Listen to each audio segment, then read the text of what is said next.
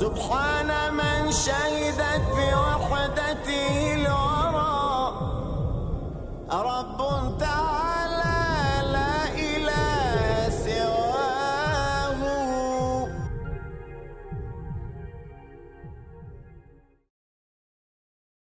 قال رب إني دعوت قومي ليلا ونحارا فلم يزدهم دعائي إلا فرارا وإني كلما دعوتهم لتغفر لهم جعلوا أصابعهم في آذانهم واستغشوا ثيابهم وأسروا واستكبروا استكبارا. Assalamu alaikum wa rahmatullahi wa barakatuh. May peace and blessing be upon you. Welcome again to our program Path to Guidance. We are in Dallas, Texas with the brother Abdullah Mikail. We are at his home and we're gonna go through the path to guidance with him and see the steps that led him to be the Muslim he is today. Brother Abdullah, thank you for having us at your home. Alhamdulillah, thank you for being here. And it's a pleasure to be with you. As usual, I start the program by asking every guest we have to give us a little bit about his background, and then we go through the steps he took on his path to guidance.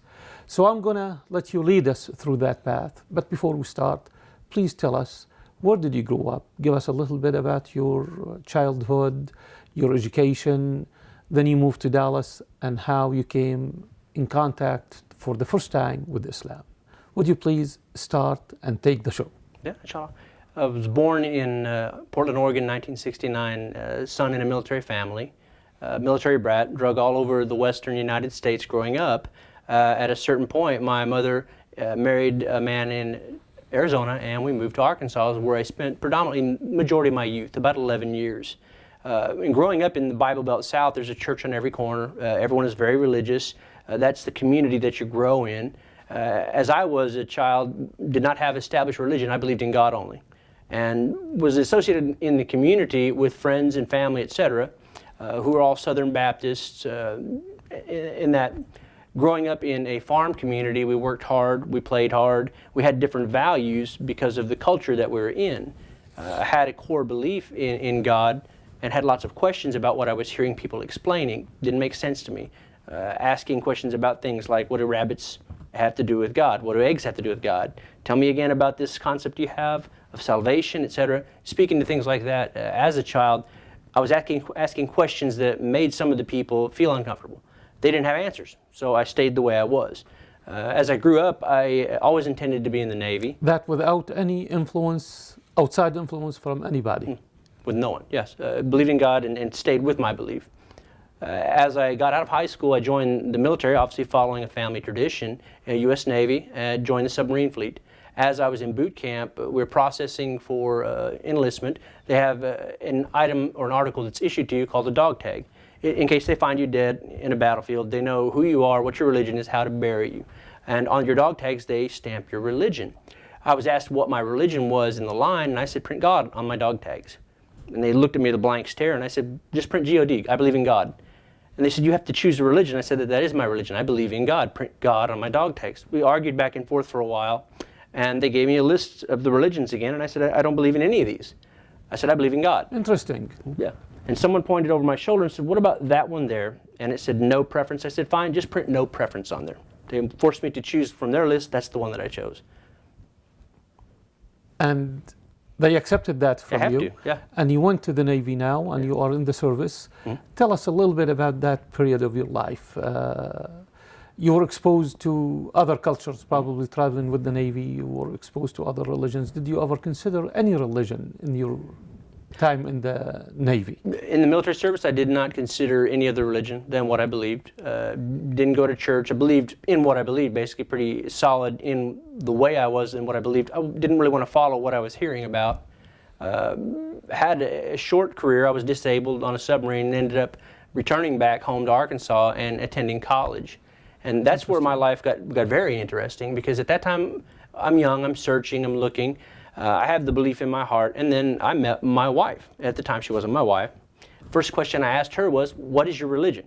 She's like shocked. She said, I've been in this country so long, no one has ever asked me that. I said, well, what is your religion? She said, Islam. I said, what is Islam? Tell me about that. And she translated al-Ikhlas. There's no God but God. There's nothing like him. Does not beget, is not begotten. None like him. And I said, that's what I'm looking for. She basically recited, Al-Ikhlas. or yes, a chapter of the Quran that is one line, basically, few verses. But it's three-quarters It of the Quran. summarized, exactly, it summarized the core of the religion of Islam, Yes. the oneness of God. Yes. Beautiful, and that resonated with you. Absolutely. That's the belief I had, was I had God, one God. And then this religion was one God, monotheistic. So I thought, this is interesting, I need to study this. So in Western religion, in classes for Western civilization, I was studying the interaction of nations from a religious perspective. And I looked at, being a military person, that's how I think. I looked at how the peoples of the cultures acted and responded in what's the worst situation. When you're the domineering winner on a battlefield, how do you treat your charges? And I looked at the Catholicism and the way they treated the people that they had overcome. And it was a lot of abuse, beatings, torture, forced conversions, etc. on this side. And then I looked at what happened on this side with the Muslims. And at that time I wasn't committed. I studied the battlefield instructions, your rules of engagement. And it said that you don't cut a tree, you don't burn a house, you don't steal livestock, kill livestock, steal crops. Civilian, you don't even scare them. They drink your water before you do, they eat your food before you do. You keep them safe. That's for the prisoners you take. This is for the civilian. war. Then the prisoner, if you said that you do not abuse them, you do not drag them, and you let them eat your food and your water before you eat it, and not with hands tied, but with dignity. And then said, if any of these prisoners can teach 10 Muslims to read, they're free. And so I looked at the rules from 30,000 feet. I said, this one is right, and this one is wrong. Something's wrong here. They need to fix this. This doesn't need to be fixed. So I committed to study it. My wife introduced me to Muslim Student Association at University of Arkansas, Fayetteville. And then she was on J1 visa, returned to Indonesia. I was there by myself to study, met the brothers. They gave me a copy of the Quran, Marmaduke Pictal, a glorious Quran, no commentary, just the translation. I sat down on a Friday and I put a pot of coffee on. I said, I'm going to read this. And I put a yellow legal binder beside it, notebook. And I said, I'm going to take notes on this when it speaks to me. When it speaks to me, I'll take notes. So I opened up the Quran and I started reading Al-Fatiha. I didn't even get off Al-Fatiha. I had 3 full yellow legal sheets of notes. From the first chapter, The which first is chapter. 3 lines, basically. Al-Fatiha, very small, but very huge meaning. Tell me, what happened?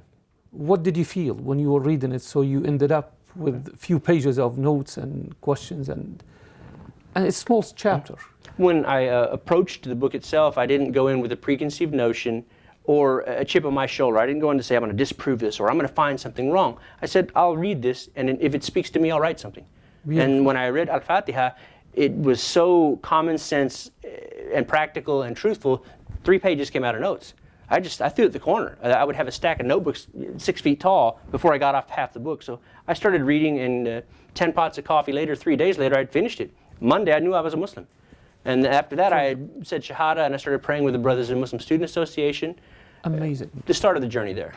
That's the first step. The first step. It was reading the first chapter of the Quran, which is 3 lines basically, but that opened a whole new door for a new life with openness, for you. Yeah, without having it is the opener, agenda. basically. The Fatiha means the opener. And it's, in a way, if you want to compare it to the Christian faith, it's like the Lord's Prayer. Yeah, absolutely. And it's very similar. The meanings of the prayer in there is, elaborate a little bit on Al-Fatiha, that the Muslims use it every single time they pray, like 17 times a day. What the most intriguing verse was there for you? I'm sure there is a favorite verse. Master of the Day of Judgment. Allahu Akbar. Reading Al-Fatiha is the only mandatory or fard prayer. Correct. Everything else is sunnah. You read Fatiha every time and some other verse of Quran. Fatiha, some other verse. It's the mother of the book. It's the foundation. That and Al-Ikhlas, the 2 things together, that's the majority of the book. A lot of things in between it that I liked about it, when I got beyond that, was the actual study of the book was so intense in the early years that with the body of hadith literature and the revelation being revealed over time strengthened the belief of those believers and even us in later years, because we were able to read it as it was developing over 23 years and understand the situation that the Muslims in the early Mecca were going through. A lot of things we similarly go through in our lives here, being minority community in America, being misunderstood, maligned by some people. We deal with some of the similar things, so we can learn a lot from the early message and how to deal with that and how we deal with it nowadays. Excellent. Now, you got the book on Friday. By Monday, you were convinced you are a Muslim without knowing you are a Muslim. Yeah. Now, officially, you declared your Islam. Yes. Tell us about that day or that event. How did it happen? Where did it happen? And how did you feel after that? The commitments, the obligations, and were you excited, or you thought, okay, I'm getting into something difficult in this society? What year was that, by the way? 1992, I think. 1992. 1994, somewhere in that era. Okay. The interesting thing was I met the brothers at the Muslim Student Association. Aslam Hasni was the Egyptian, was on the imam, and a couple of their friends. They showed me how to make wudu. We started praying in a little apartment. So small, you could put 10 people in it, and that's all it would fit. Didn't even need to turn the heat on. And we studied a little bit about the religion. But I realized when I said Shahada and started abiding by religion, everything opened up wide. It's like if I needed an apple, I just held my hand up. There's an apple fell in it. That easy. Everything came so easy. I was like, oh, this is amazing. Not afraid of anything in the belief. Even the brothers were, they were amazed when they were reading some of the verses in the Quran that they would leave out the mention of the jinn. And among men and jinn, they stopped on among the men. I said, you forgot the jinn. Shock in his face. You believe? I said, obviously. It's kind of like the question is, do you believe in angels? Do you believe in jinn? Do you believe in God? That's right. It's all a whole. So it was like, in order to overcome gravity, you jump out of a plane, you surrender to it from high enough, you become a satellite. So That's right. In order to be free, you surrender yourself to the religion, and you become like a satellite. Continually, you're falling, but you never land. That's the essence of Islam. Yes. That's what Islam means, Yeah. to surrender your will to the will of God, and then... But also not a blind faith, even though it's a beautiful thing, but with an educated faith. Because the Quran challenges you. Why don't you think? Can't you consider? Don't you know? Haven't you thought about this? So the Quran has a commentary and a communication with an avid reader that is two ways. As you're reading, you realize, wow, this is talking to me on a personal level, and you go through the Quran in that manner. And even later on, and years later, somebody told me of a hadith said that if you've read the Quran in 3 days, you haven't read it. Then I realized, oh, I haven't. So, because I thought immediately, I was like, oh, I read that. Well, no, wait a minute. Now, years later, I understand what it means. You have to contemplate. Yes, You have to how reflect. all the parts work together, and then outside of it, the body of hadith literature. How those complement what's going on. Because in the Quran, hadith meaning the saying of the sayings Prophet. of the Prophet. Quran says pray. It doesn't say how. Hadith says how. Make wudu. It doesn't say how. The hadith say how. So it's complementary. Correct. This level of study on a religious document that doesn't change is something that enthralled me because I like things that are factual and irrefutable. I was always looking for the truth, unassailable, no one can attack it. This Quran is that. Not changed one letter, one fatah, nothing has changed in the Quran That's from correct. the time it was revealed. So this is very solid. And then the body of study around it, it was equally scientific method, and very sound. So this is a solid foundation to build from. So obviously you have an analytical mind, engineering mind, if Yes. we will, because you studied engineering. And you approached the religion that way. You compared, you the way you my thought, mind you works. contemplate. That's wonderful. That's the normal approach, really, to any religion should be that way. Use your intellect that God gave you. There's no way on earth that God gave us this power to use it in everything, and then He says, dismiss it when it comes to know Him. Yeah. It doesn't make sense right there. We're going to take a short break. Please stay tuned, and we'll be back in a few minutes.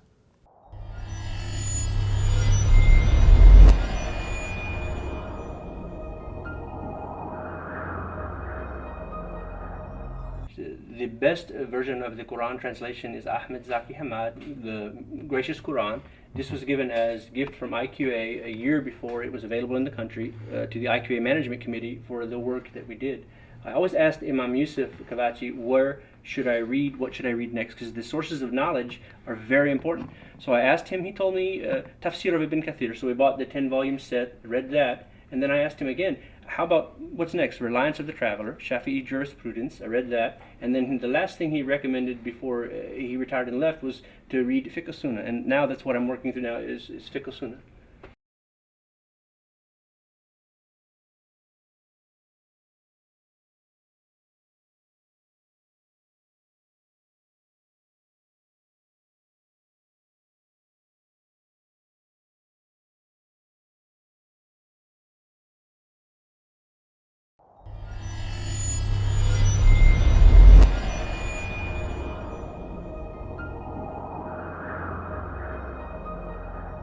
You found out that this is your path now in life. You furthered your studies and you are, mashallah, praise be to God, very active in the Muslim community yourself right now. A little. Tell us a step further. You pray, you recite the Quran usually, privately, but as a Muslim now, your life, how did you act among your people? How was the reaction to you, your family, your friends, your colleagues? You are a Muslim and you are in the open right now. And you shared some of that with us a while ago while you were involved in building one of the first masajids here in Irving. And the people who were working with you were wondering what you were doing. Yeah. So take us to that period, the early days of Islam for you. Early days of Islam in Dallas, we came here, my wife and I didn't really know any other Muslims in Dallas. And through losing a visa, we met the Indonesian community when we got a new visa for my wife. And through getting a job in construction, I met Isam al-Imam, an architect who's designing masjids in the local area. Through these contacts, it opened up circles where we met a lot of the people who are the movers and shakers, the people who make things happen, the ones who are building institutions and setting up Islam for the next 50 years in the DFW area. And I was able to be blessed with working with the Irving community as a consultant on the main masjid, the first masjid building, phase 1. At one time during construction, That's the Islamic Center of Irving. Islamic Center of Irving, yes, sir. And during construction, the roof was still leaking water. There was still dirt on the ground, or the concrete. I went to the imam's station, and I wanted to be the first one to pray. So I dusted off the dirt, I threw sajada, I called adhan, and then I started praying. And a lot of the Mexican workers were walking around looking at me like, what in the world is he doing? I could see on their face when I was done praying. And so I told them, I'm praying. And they were like, oh, okay. Then they understood what I was doing. But the beauty of it is, I told Imam Zia, I said, no one prays on my spot. I said, I prayed there first, then we put carpet on it. So I was excited about it. The first regular Jummah I attended was INT, Islamic Association of North Texas, with Imam Yusuf Kavakji. I wanted to and had to sit right in the front, so that when the Imam opened up his khutbah before the Jummah sermon, I was there to listen. And then I was the one who stood up and opened the minbar for him every Jummah. We got in, I shut it, I sat and listened. So having that relationship and being that close to such a good scholar opens up the learning amazingly. Because he would start on a lecture that some brothers told me, I just can't follow what he's saying. I said, you have to listen. I said, he'll start with something and he'll make a big circle and talk about a lot of issues, but he'll come back and then the point will be made if you pay attention the whole way. So you have to listen to his lectures in that state. So loved it. You were very serious. Yes, very. You took your religion seriously. And I noticed that with many of our brothers and sisters who came to Islam from this society. You come clean. You don't have baggage. Exactly. That's the key. I mean, you came pure and clean and you didn't have any perceived notions. No. Which is the key also. The cultural baggage is what we bring into it. In America, we have a win first by any means possible, defeat your enemy, you have to be the victor, winners, and then there's losers, everyone else. So you have this mentality that you play hard, but you don't have anything to gauge this drive that you have to prevent you from doing things you shouldn't. So as a Muslim, you realize, wow, it's not very prideful thing to go beating up people just because I can. It's not a very prideful thing to chase after things like girlfriends or money that's not halal. Once you start learning these things, that's the hard part for Americans from our culture, to peel back that onion. The baggage we carry is what we bring in from our culture. The value system is upside down. It says in the hadith in some areas that they are reversed in nature. And I understand the statement now. It's like at one time I prided the things that were very bad for me. And then I didn't pride the things that were good for me. Now it's different. Tell me about this transition, really. This is amazing, this spiritual transition. From the way you grew up and the values you were taught, basically you have to be number one, you have to win, to compete, to suddenly you're a Muslim now, your role is different, and you have to act differently, and you have different standards now to measure yourself with. I want you to elaborate on that. This spirituality you started gaining, can we say that it was a spiritual change or influence on you? Can we say that? I would like you to elaborate on that after we come back from a short break. We're going to take a short break. Please stay tuned and we'll be back in a few minutes.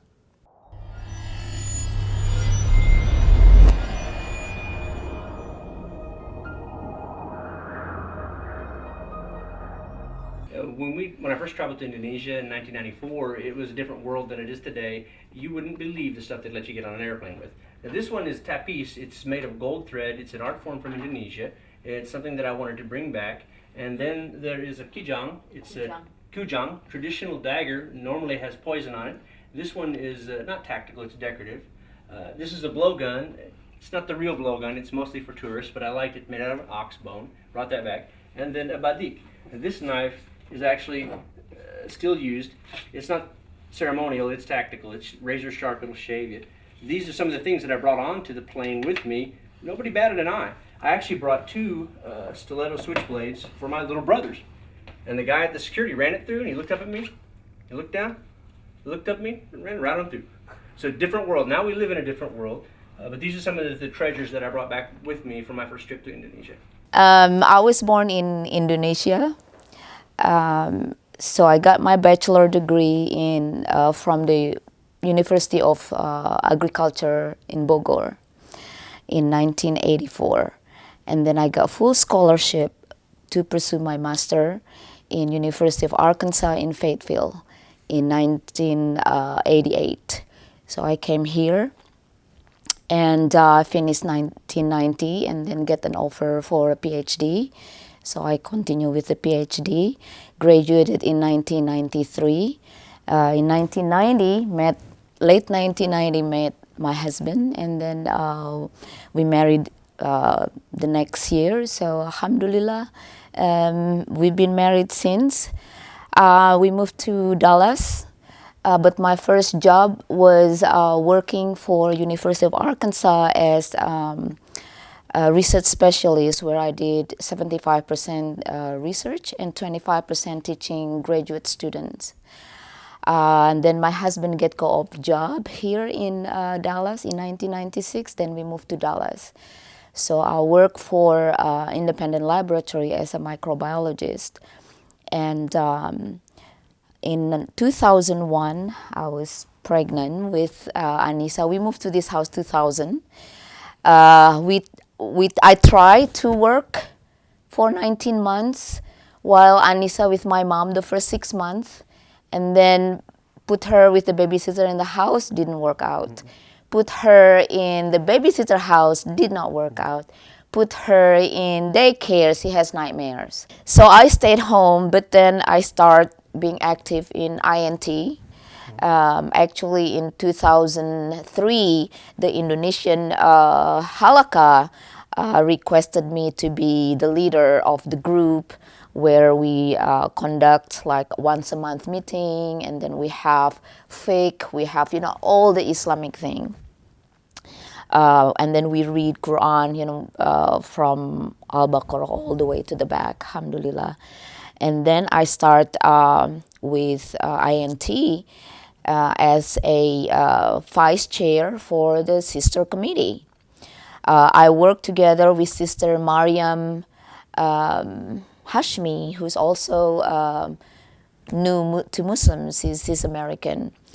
And then the next year, I was the president for the chairwoman for the sister committee.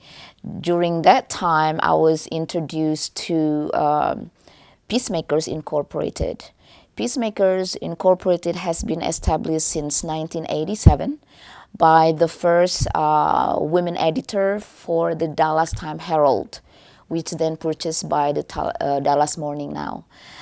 So in 1957, Vivian Castleberry was the women's editor for the Dallas Time Herald. The first woman. Yeah, the first woman. So she established that. So this is a women-based organization to empower women by becoming a peacemakers. Nia is the one mainly leading the charge, though. She was in Peacemakers Incorporated, and Carol Donovan was a member of the Oak Cliff Lions Club, the greatest Lions Club in Lions Club International. And Carol asked Nia, come speak at our Lions Club luncheon. And since 1929, they didn't care to hear what a Muslim had to say. No Muslim members in the Oak Cliff Lions Club. They had my wife, Sister Nia, come to speak at one of their luncheons. As soon as they're done, they said, you need to be a member. Come join us. And she's on the board now. And I also followed her, so we're the first two Muslim members of the Oak Cliff Lions Club. Very proud to be a part of it, very service-oriented, taking care of children with weak vision and handicapped children, very good ethics and morals, the best people in Dallas. Retired judges, lawyers, politicians, people who are leading the community, they're now on the Oak Cliff Lions Club, and they asked my wife to be a member and even on the board. So very good representative of Islam. I was actually get a grassroots award on the first year because they say that we never had a new member who just knew and right away active. And this is my second year, and they already asked me to be in the board of director. Alhamdulillah.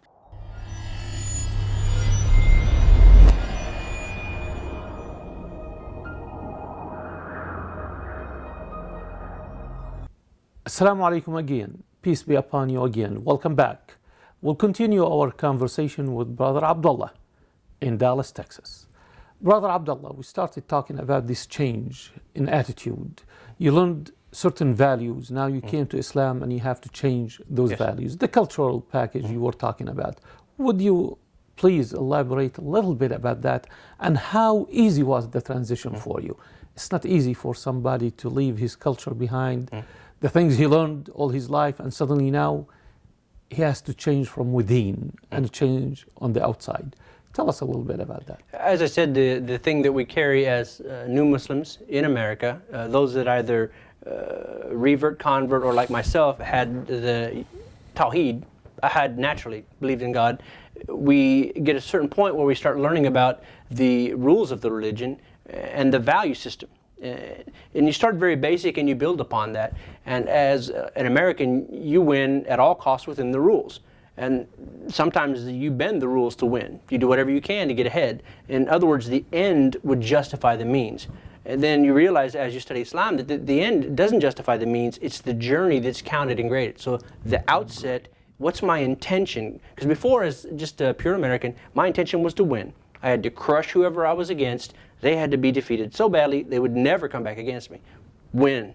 And then I realized that, wait a minute, it's not the victory at the end that is the victory, it's how you get there. So it's the intention at the start, not the end. What do I want to do in this venture? So the first thing that I asked myself was, what is my religion? You have to gauge yourself, you have to study, you have to have it in the forefront of your mind so that it becomes part of your personality. You say something 7 times, you understand it. You do it 28, it becomes a habit. So you continue in that venue. Once you realize there's different values for a different reason, you start relating to the world in a different way. As right before I got serious about Islam, I was boxing. Loved it. I could beat anybody, undefeated. But then I studied more about the religion. Suddenly I felt ashamed about that. I was like, oh man, here I am hitting this person because he cannot hit. And I'm faster than him, stronger than him. Changed now. Yes. First, peaceful. You wanted to win for yourself. Yeah. You want to gain everything. Yes. But now you have to please your Creator. Yes. The purpose of our life is to please Him. And that changed your mentality too. Now tell me, people notice changes about you, definitely.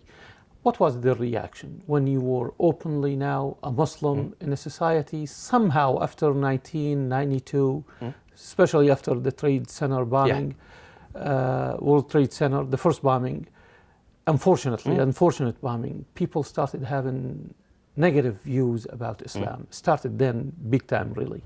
And that's the timing probably of your being a Muslim now. Yes, very close. And how did your family reacted, your friends and your surrounding?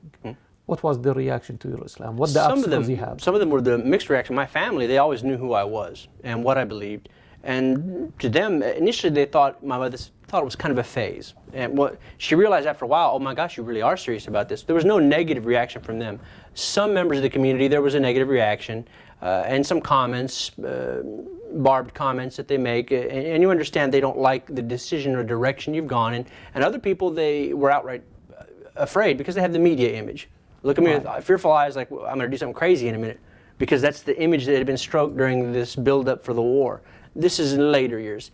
Early 92, the first World Trade Center bombing had happened, and we discussed this on campus with a lot of the Muslims about the lack of there being justification, the means that was used, how it's not in the rules of Islam to attack even an open enemy like that. All this was academic discussion. But the response from a lot of people in my hometown, my family said that it was like a bomb going off in Belleville. That when they found out that I was a Muslim and that I was marrying an Indonesian. So, because they have the clique in small towns where the old women sit around and go, this son will marry that daughter, they matchmake. And then they realized that I left not only the area, that I didn't marry anyone there, and that I was not the religion that they thought I should be. So it was a shock for some people. Other people, they understood me and very open about talking to me about it, and it gives me a chance to make da'wah. We only had a 25-year class reunion. The only reason I really went was so that I could tell people about this religion. This is who I am, this is what I read, because we have a responsibility to say even one ayah to a person. The scary thought is, Day of Judgment, God is making reconciliation between people. That person you worked with in the office that you never told about Islam didn't become a Muslim, and now he's probably going to go to hell. How much is it worth when he says, oh Allah, take from him, because he didn't invite me with the message, maybe I would have been a believer. How much is that going to be worth? He will never be satisfied with what it takes. So my fear was I need to tell this to everyone who I've ever met, so that I hadn't qualified it, that I did talk to you about it, so that I'm at least done my duty to deliver that message to them. What they do with it's their business. I should deliver it in the most beautiful manner, inviting. Nuh alayhi salam was the same. Every way he could talk to people, privately, publicly, any different personality, he would try to communicate, did the best he could. Similar things in soft ways. And after everyone whom I know understood who I was and what I believed, and I had invited them basically, that was it. Now we just went on with life, and I'm a friend that they've always known. Beautiful, beautiful. You get asked a lot of questions by people about Islam and the misconceptions they have. I'm sure they throw that at you. A lot. Share with me some of these things, how you handle it. A lot of misconceptions up there. But pick something that people throw at you about Islam when they discover you are a devout Muslim, and they throw this accusation, or sometimes they seriously are asking questions to know what the reality behind these questions. One of the main things is to study and understand your own Quran, how it relates to itself, so that you can actually explain when there's a misconception. They'll throw out something they read in the hadiths. Oh, I read about this. If you apostatize, if you leave the religion, they have to kill you. I said, what? That's crazy. I said, stop for a minute. I said, you're talking about an apostasy of leaving a religion, and the person I like to refer to is the scholar emeritus at Nova Scotia University, Jamal Badawi. He has a beautiful description of the issue of apostasy and this sentence. And he said that the problem is there's apostasy of a personal, which has no penalty by it. It's between you and God. But then there's an apostasy that's accompanied by treason. In the early days of Islam, there was not only apostasy that these people were committing, is they were turning on the Muslim community and becoming terrorists. The enemies. Yeah. Exactly. So it was a sentence of death for the treason. It was not just for the apostasy. It was apostasy accompanied with treason. Because in the Quran, in multiple places, like 5 I think, it says on the subject of the munafiq, someone who says something, does another, a person flip-flopping between faith and no faith. Allah says, leave him to me. Leave him to me. It's not your problem. I'll deal with them. So nowhere in the Quran does it say, you have to kill them. No. God said, if they didn't make up their mind, it's not your problem. You don't worry about it. Allah subhanahu wa ta'ala said, I will deal with them. And like, wow, so you lay this big picture out where you can explain in the Quran and in the Hadiths, so that when they have a misperception like that, you're able to explain it in context and say, this is what the meaning is. You're missing the meaning, you're just looking at the words. Because when you have, say, an opinion from the Supreme Court, it's not a sentence. It's a document, 44 pages. And then the judge reads through the whole thing. You can't pull a sentence out of that judgment from the Supreme Court and go, oh, this is what it means. No, it has to be the whole body. So what they're missing is the body.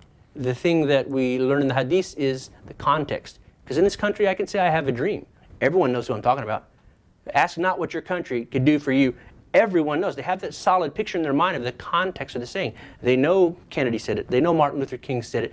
They know the scene. They know the people around them. That's part of the culture where they have the context. What they're lacking with these references of hadiths is they pull a hadith out of context and judge it for only the English words, and it has no meaning but what they ascribe to it. So they ascribe the wrong meaning. Study your own religion so that you can help them understand and at least do your best. Some people don't want to know the truth. They just want to argue. Another misconception we get a lot from people, that many people are under the impression that Islam was spread by the sword. And I tell people, and I would like you to elaborate on that, because you are one of these people I use in this statistic. In the United States, we have over 20 to 30,000 people every year come into Islam on their own.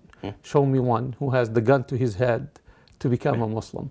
Did somebody face you with this question not at all. before? About I have had this whole Islam by the sword thing. If you go back to the early days of Islam, the thing I like about it, the integrity of the Quran hasn't changed. The Hadith literature has been scientifically compiled, scientific method. So they're very reliable. You can research any issue that someone comes up with as Islam by the sword. I said, well, let's talk about that. I said, there were certain people who were sent as emissaries. The Prophet ﷺ, he said, you go to this community, talk to them. I need volunteers. They volunteered. They went to the community in Arabia didn't want them, attacked them, killed them. And so you have this misperception in history that Islam is being spread by the sword because you're fighting. At a certain point, you have to look at the global phenomena of Islam. The one I like to bring up as a prime example of invitation by being a Muslim was the traders who went to Indonesia. Muslim traders showed up, said, hey, I want to do business with you, shipping, receiving, business sales. The Indonesians received these Muslims and suddenly shocked. They're honest. They do what they say they're going to do. What is special about these people? They're not business cutthroat traders. The invitation to Islam to Indonesia came through purely trade relations and people abiding by their religion. And now look, it's the most populous Muslim nation in the world. And people say by the sword, I say no, this is the ideal example, is by the integrity of the Muslim, the invitation came. That's true. That's absolutely true. We're going to take a short break. Please stay tuned and we'll be back in a few minutes.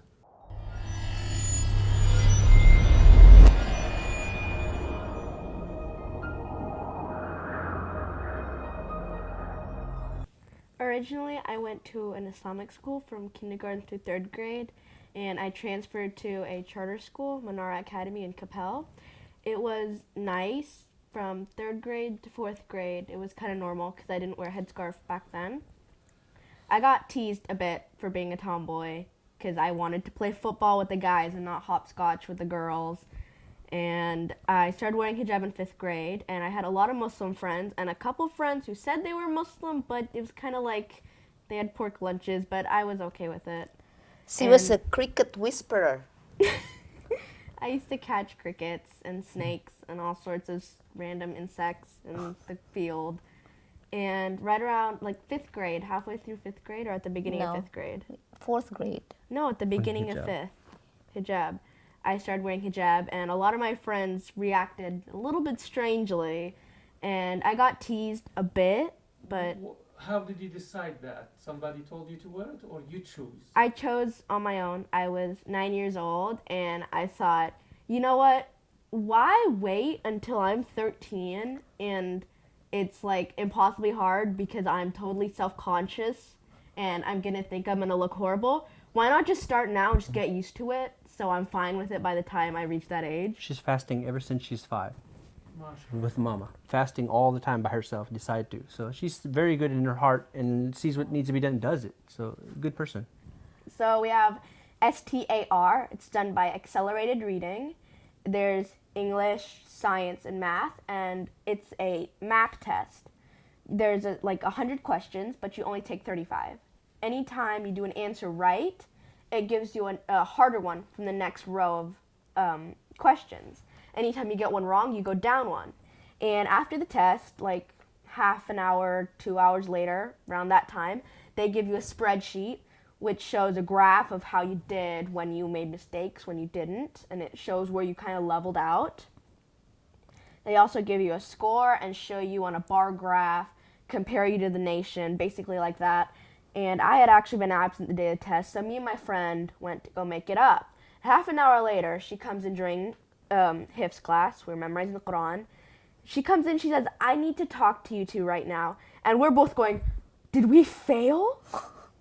Oh no. So we go out with her, and she shows us our scores. And she's like, you two are the highest scores in the school. You scored 86. You scored over 86% of the children in the nation. And we were way ahead of the benchmark. And I was like, my God, I didn't fail. Thank goodness. Alhamdulillah, I didn't fail. She wants to skate since she was like 3 years old. And Baba, she's going to break her leg. Her arm is going... Her face, her Yeah, head. you know. And I was like, okay, let's just wait. So she was 7 years old. He said, Daddy, let's go. I said, Mickey, I said, let's go skate together.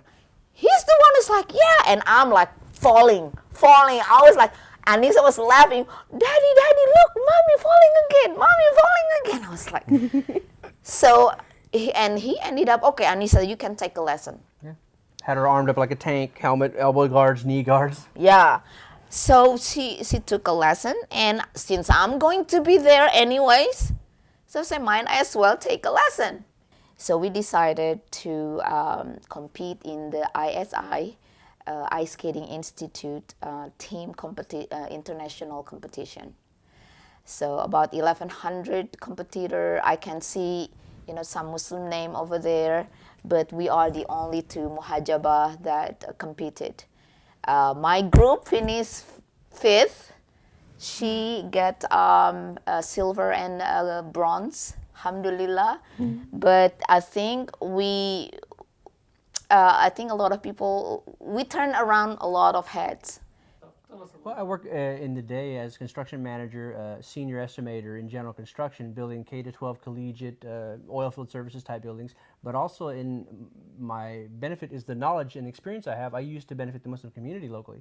I do a lot of consulting for many of the masjids and communities. They're building Islamic schools, expanding community centers, and basically become a very cheap and good valued asset for them to help them save money and do things in an efficient manner. And because of that, I've been able to be involved in the building of many masjids and many Islamic schools. The Irving Islamic Center, the entire expansion, I helped out on some of that.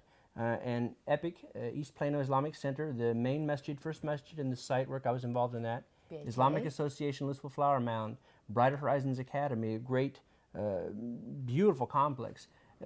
It allowed me to meet people and be involved with and engage with and have our community benefit from my knowledge. As I told our Islamic Center, INT, I said, we always talk about needing this, and it always comes to money. I said, you don't ever look at the capital asset or the human asset you have. I said, so many professionals in our community, you could tap them for the knowledge that they have, but we always hold our hand up for money. I said, you're thinking that your capital is only money. I said, it's not, it's the human resource too. So this is another thing I think that the community could advance themselves better on, is by tapping more into the human assets than just the wallets. That's beautiful.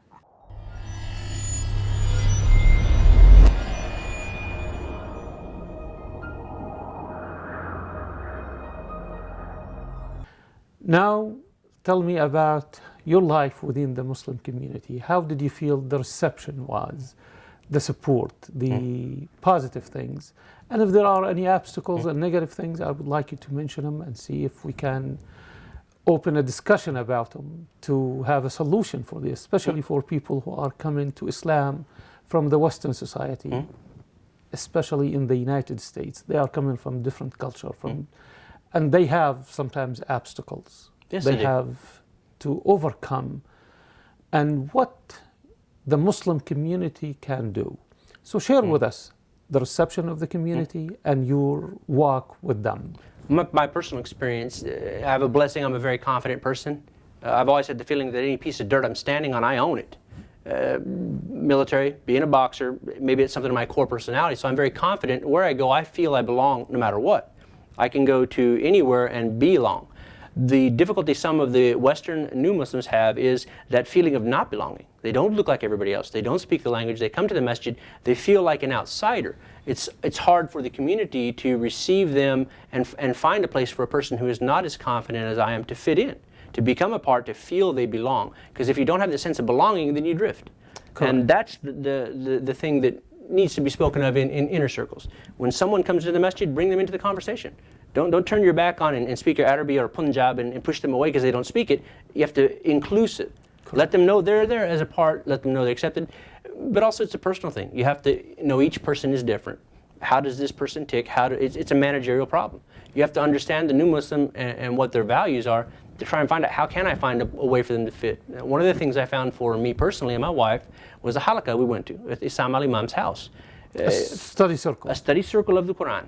We went through the translation with an Iraqi, Arab speaker, and the verses of the Quran one at a time, and looked at the major translations. This was a collegiate type course. And we were there with brothers and sisters, same room. The sisters, they wore hijab at a certain point when we developed beyond the point where we understood the rules. And it was a family-oriented meeting, but the study was of the Quran and how it affects and impacts our life. So you had a venue where a lot of Western Muslims felt they belonged very solidly. Beautiful. It was open, candid, fun, and studied the religion. So what we learned from the class, we took outside of the world. Finding something like that you can set up for new Muslims. I mean, throw a barbecue is nice, but it's a gesture, but it's only just a gesture. There needs to be a continuing group of people that is the support group itself. They need to learn to be together, study the Quran, do something fun on a continual, regular basis so that it becomes a part of the study of your life and the advancement of yourself through the religion. And as far as being accepted for communities, I don't say unique, but I'm pretty rare. I fit in anywhere. I like to talk. I like That's people. wonderful. And so I get along very well with a lot of people.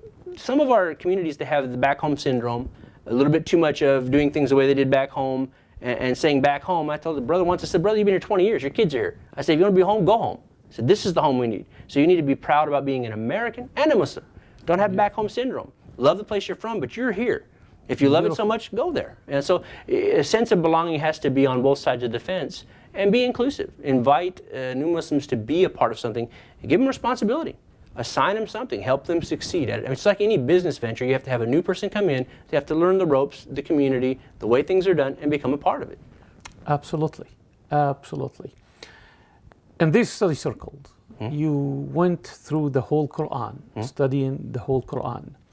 How did that affect your personal life, your business life, your relationships? Give us an idea. Do you feel you are more restrained, or it gave you freedom? A lot of people think the Quran, the religion is going to choke me, is going to restrain me, and they don't see the pleasure and the freedom they have when they do it right. So don't make your religion a straitjacket. Imam Yusuf said, basic. A lot of people, they ask me, so are you a Sunni or a Shia? I said, I'm a Muslim. Are you Hanafi, Hanbali, Maliki? I said, no, I'm a Muslim. I'm a Muslim. I said, well, which school of thought are you in? I said, I study all of them. Well, you can't do that. I said, why not? And one of the Imams I was talking to, Imam Zia, we were talking about school of thought and belonging. And I said, okay, you tell me, the Quran says that they found their fathers following something, they followed it blindly. Speaking about the people of pagan idolatry. And I said, similar subject. So you tell me the way the Shafi'i are is, well, everyone in that village is Shafi'i. I said, so they followed it regardless. I said, if I'm here in America, there is no predominant school of thought. I said, I can study all four, I'm not shopping. There's four wise men give me advice on 4 subjects, the same subject, they're going to be very similar. Where they differ is where I stop, I talk to the Imam. Shellfish, dead of the sea or of the land, I don't know. Eat it, don't eat it. Things like that, I say, talk to the Imam about it. Because there are things that are across all 4 schools of thought that are beneficial to a person. Choose what is best to follow for yourself, what's easy. Imam Yusuf said, basic Islam, follow what's easy. Exactly. The Prophet the basic is the Quran, basically. Yeah. That's the point. Easy, follow what's easy, and then it becomes more easy. And as we grew through the halaqah over 8 years and reading the Quran 1 verse at a time, learned so much more about the Quran itself, the message itself, how it applied to our lives just by default, but also by intentional study. So we became better people. I myself became better, still have a lot of problems, but that's life. We're all weak. Working through those issues became easier when you really understood. And I say the easiness is, don't make your religion a straitjacket. Islam is a religion of do's. There's a whole bunch of do's. There's very few don'ts. Problem is, human beings love those don'ts. That's the hard thing to give up. So it's just working and making things easy for yourself. Choose the easy path. Do what's easy. And for me, the hardest thing initially was fasting. Never really did it in America. I love to eat. So it took me a couple of years to get used to it. But then after a while, I love Ramadan. I look forward to Ramadan, yearn for it. Best time of my year is that month, and I don't even get hungry. I've graduated beyond the point of being hungry and thinking about food. That's just automatic. That's just what I do. Then you realize the value of the fasting and what it's supposed to teach you spiritually, and you look at other things in the Ramadan that you're supposed to pay attention to. A kind of a graduation to the next level of thinking, being more involved with what's going on around you than worrying about your stomach. Fasting is a spiritual institution, absolutely. Speaking of fasting and speaking of Ramadan, you produced a documentary called The American Ramadan. Yes. We're going to take a short break, and I want you to talk to us about this documentary for a little bit. Please stay tuned. We'll continue the conversation with Brother Abdullah when we come back.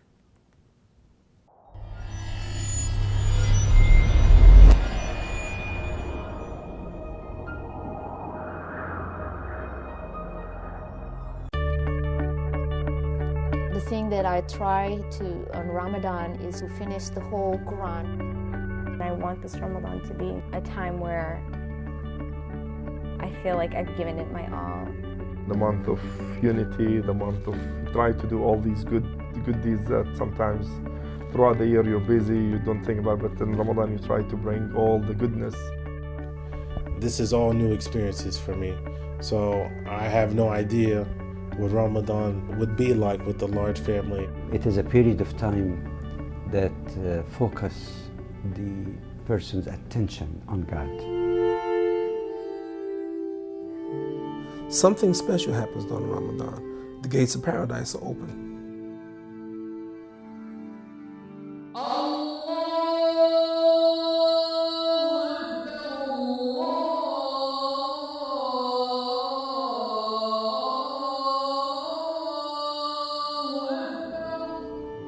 The month of fasting is training to be at peace with the Creator, at peace with oneself, and to be at peace also with all the creation of God. In fact, this is the definition of Islam, and Ramadan is a training to be a true Muslim.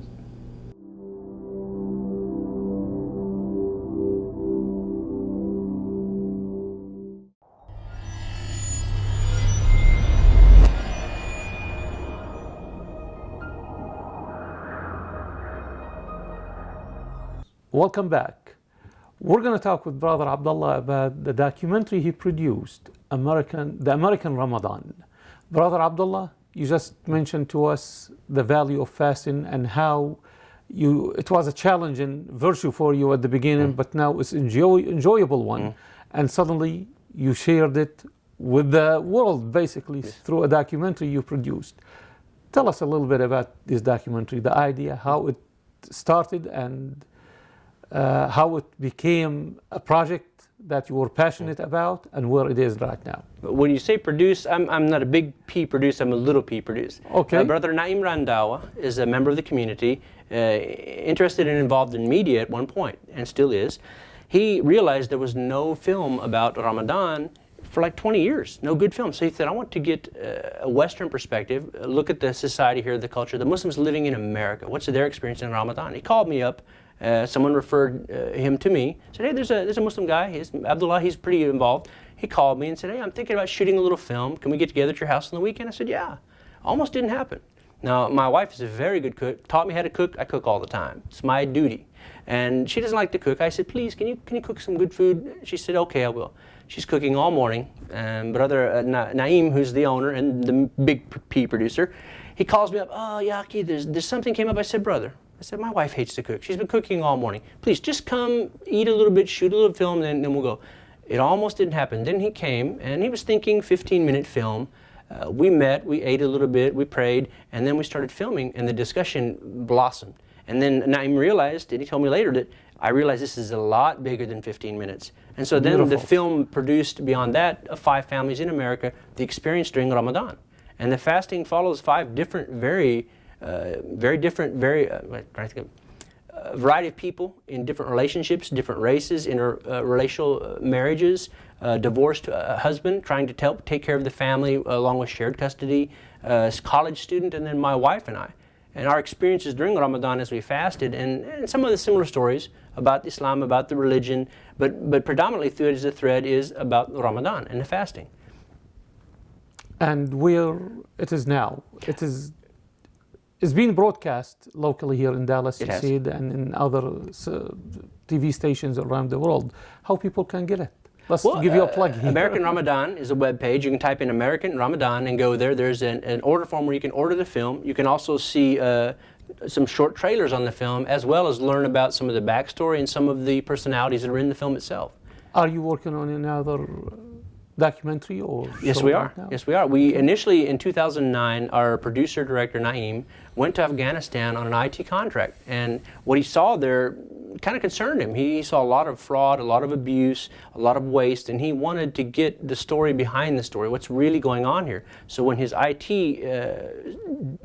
duty was up, he returned on his own dime, by himself, him and a camera, naked in the wild. He met a person there called John who builds schools.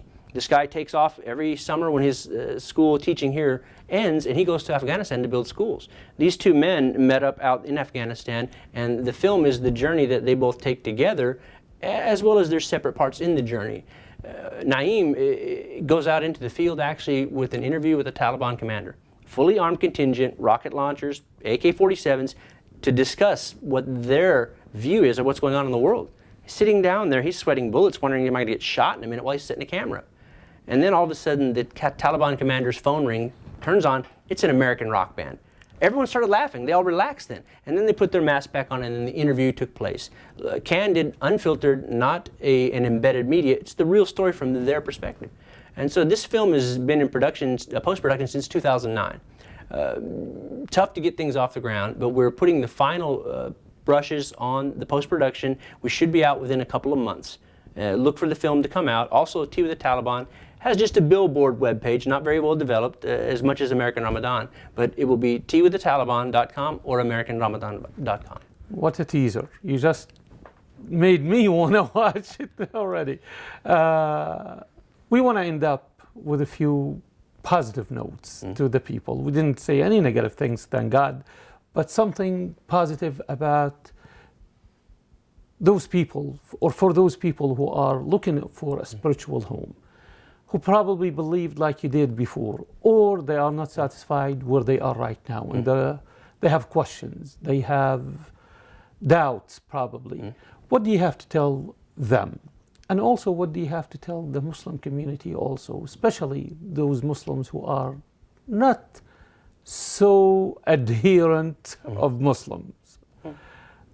What do you have to both of them? What advice you can give, especially to those who really are longing for a spiritual home, but they are not considering Islam because of the negative things they hear about Islam? They might consider every ism and every religion out there and study it, but Islam is a taboo. Don't. This is a terrorist religion. Well, on that note, would you please... The funniest thing, we have a joke running among some of us Muslims here in Dallas, is that the only thing shielding the West from Islam is a thick veil of Muslims.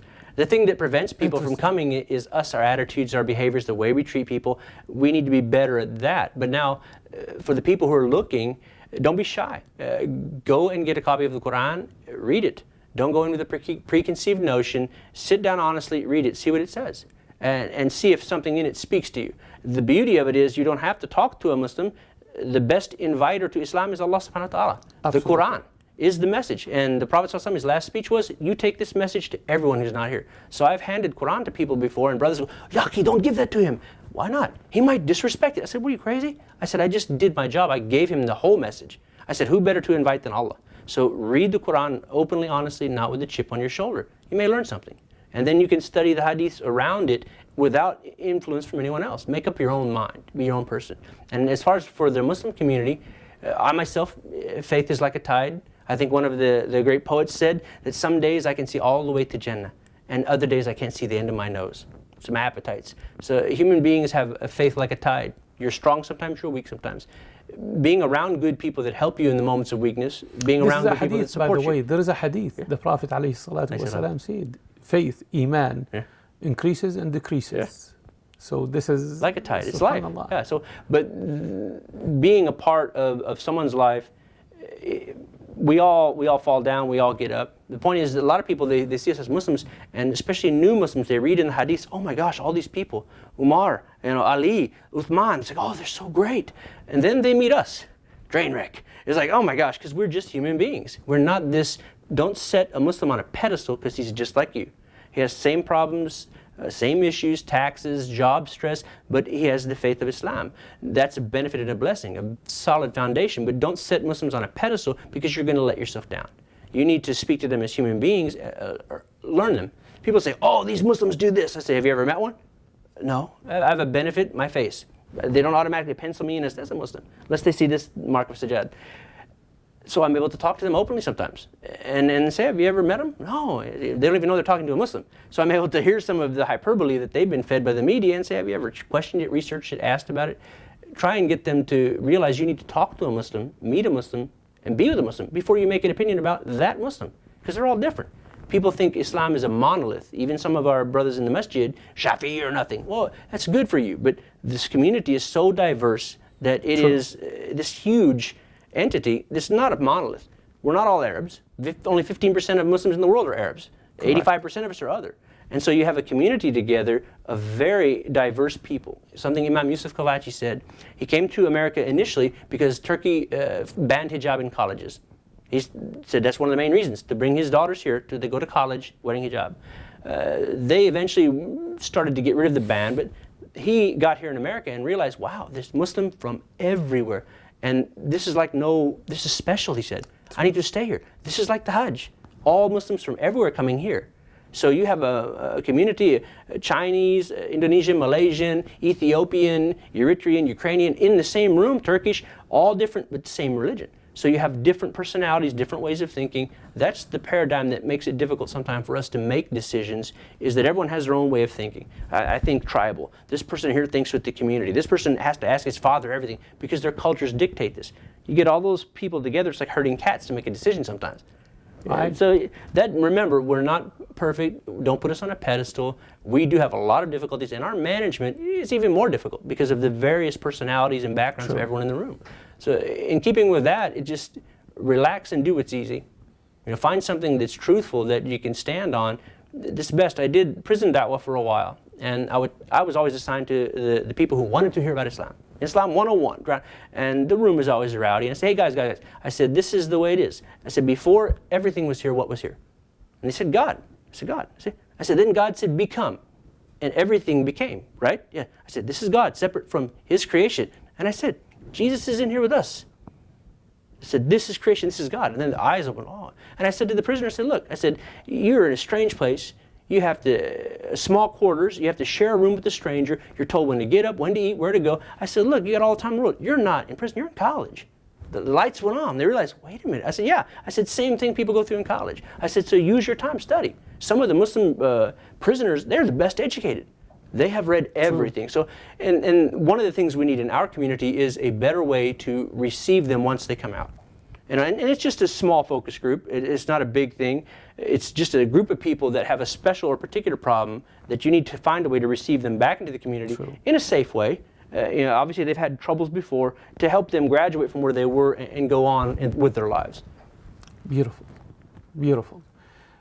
My dear brother Abdullah, I want to thank you for this visit, having us at your home, and for this beautiful conversation and enlightened conversation, really.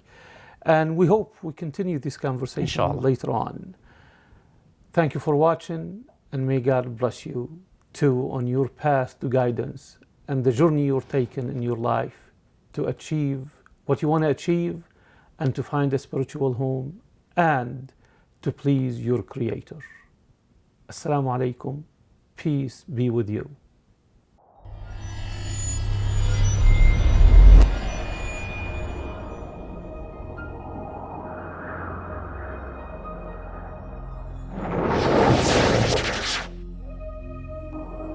سبحان من تعن الوجوه لجوده